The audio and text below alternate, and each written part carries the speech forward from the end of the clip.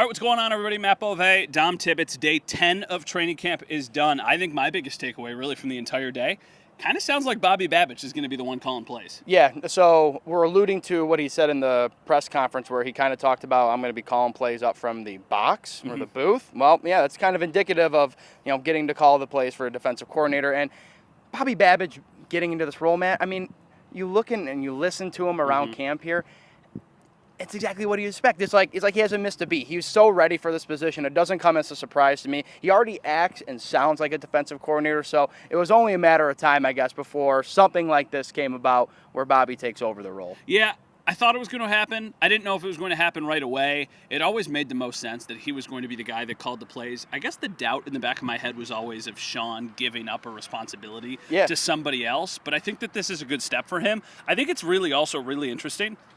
Not that long ago, the Bills' offensive coordinator was Rick Dennison, and the defensive coordinator was Leslie Frazier. Guys with a ton of experience in the league. Well, now it's the complete opposite. You've got Bobby Babich, a first-time defensive coordinator, and Joe Brady, who is still a really young play caller. He has, 1 year under his belt? Well, right? he has a year and a half that he was in Carolina, then he gets fired, and half a year last year. So it's not like they've got a ton of experience at the coordinator position, but I think that that's a sign of growth from Sean McDermott, that he is letting these guys grow on the job, bring in new ideas, bring in a fresh mindset. I think the Bills need a little bit of that. And if you're going to pick any season to go and change that mindset, learn about growth, give guys other responsibilities, it's this year with so many unknowns and so many new pieces. I think last year the expectation was so much higher for the Bills than it is this year. So I think McDermott kind of felt like there's a responsibility in myself as the head coach. I've got to be the one that solely turns this around, and then you're talking, you had Ken Dorsey, and obviously things didn't work out there, and Joe Brady comes in, but you knew Bobby Babich was a rising star to begin with, so maybe that's part of that growth even for McDermott, is realizing, hey, I don't need to do everything anymore. I can allow other people to take over some responsibility. I can focus on myself, and again, this is the kind of team I think the Bills need for him to be comfortable doing that. Yeah, I still think the expectations are super high, at least internally, and I think that there's anything that this team can accomplish, but I do agree with your point that it's not so blatantly obvious that they are no doubt one of the best teams in the league. There's some questions about them this year, which is something that they're going to need to figure out moving forward. There's also some questions about who's going to make the team. Defensively, we know Terrell Bernard is on this team, but he's someone you were actually talking about earlier when we were doing our stuff for the news. Why is Terrell Bernard somebody that has been interesting these last couple weeks? Well, think about his rise to getting to where he is now. I mean, was it a couple of training camps ago when he came in as a rookie, kind of was like an unknown, and then all of a sudden he kind of makes some splashes last season, really solidifies his role, and not only, we talked about last year when McDermott was the DC Matt, but he talked so highly of Terrell Bernard, and you finally got to see some of the fruits of his labor come into fruition last year.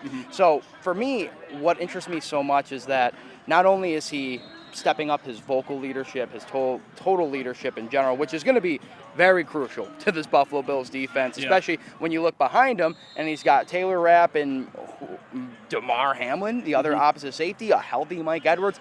Who knows what that is? So he's also bringing just a really good sense of assurance into the defensive side of the room as well.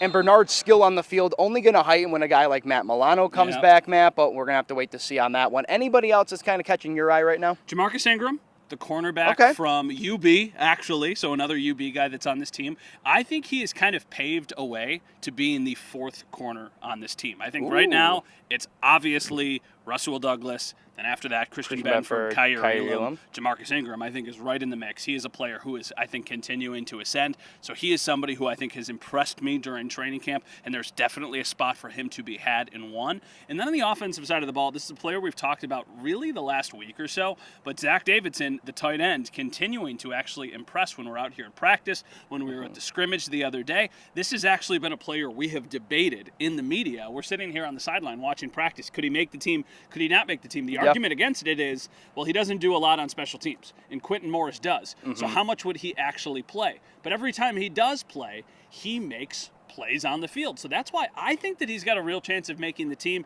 So those are two guys that I'm definitely watching. And then, wide receiver continues to be that revolving door of who does it sound like is going to trend in the right direction.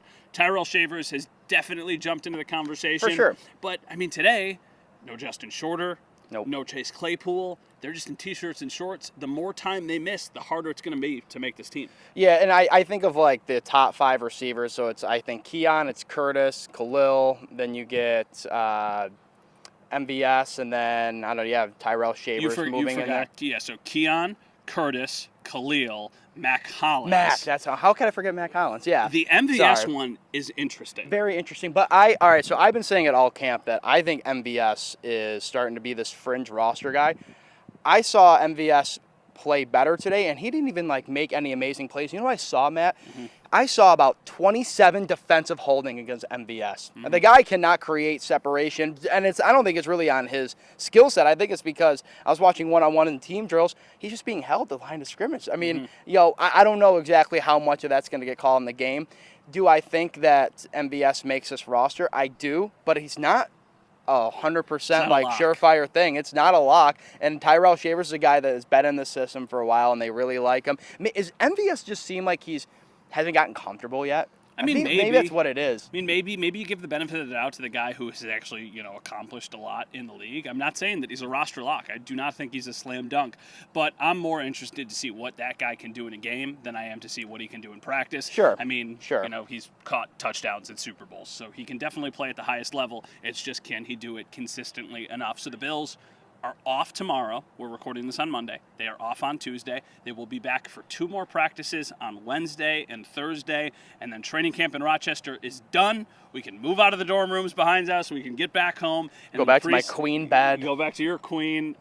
Mine's a king. Mine's a king bed. All right, sorry. Hey, that's okay. These are twin cots. Yeah. Twin cots with sheets that I use, for 2 weeks of the year. Put them in the washer. Oh, I put my queen sheets on. It's a disaster. I don't have twin sheets. I just put my queen sheets on. Feel like you're in a bigger bed than you actually are. So yes, we can almost move out of here, and then we'll go back to Buffalo the preseason on Saturday. For Dom Tibbetts and his queen size sheets, I am Matt Beauvais. We'll talk to you guys soon.